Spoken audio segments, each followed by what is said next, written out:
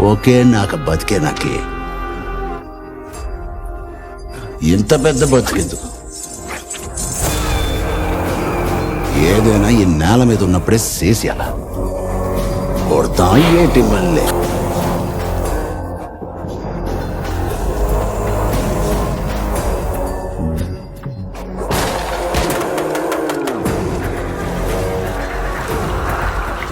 చేయలేదుగా. బంబర్రే కొట్టేవాడి గురించి వింటా, అందులో రికార్డు ఉన్నవాడి పేరు విన్నావా? అతని దళపతి. ముట్టుకోకు, ఒక్కలు చేసేస్తాడు. నా బిడ్డ సచ్చిందన్నారు, కానీ మట్టే వణికిపోయింది. నా బిడ్డ రక్తాన్ని దాసలేక గాలే ఆగిపోయింది. నా బిడ్డ ఊపిరిని మోయలేక అగ్గే బూడిదయింది. మండుతున్న నా బిడ్డని చూడలేక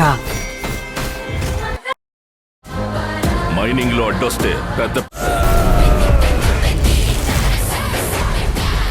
ఫైనల్గా రామ్ చరణ్ గారు పెద్ద మూవీని మార్చి నుంచి మే మంత్కి పోస్ట్ పోన్ చేశారు.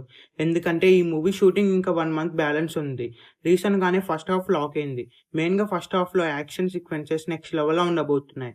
రామ్ చరణ్ గారి ఇంట్రో సీన్ నెక్స్ట్ లెవెల్లో ఉండబోతుంది. రీసెంట్గానే విఎఫ్ఎక్స్ వర్క్ కూడా స్టార్ట్ అయింది. అలాగే ఈ మూవీకి సంబంధించిన సెకండ్ సాంగ్ను కూడా రిలీజ్ చేయబోతున్నారు. అలాగే ఈ మూవీ నుంచి ఒక టీజర్ కూడా రాబోతుంది. ఈ మూవీని మార్చి 27 నుంచి మే 1కి పోస్ట్ పోన్ చేశారు.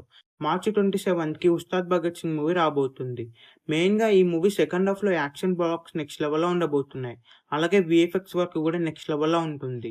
ఈ మూవీలో శివరాజ్ కుమార్ గారు ఇంపార్టెంట్ క్యారెక్టర్లో కనిపించబోతుంది. శివరాజ్ కుమార్ గారి క్యారెక్టర్ ఈ మూవీలో చాలా వైలెంట్గా ఉండబోతుంది.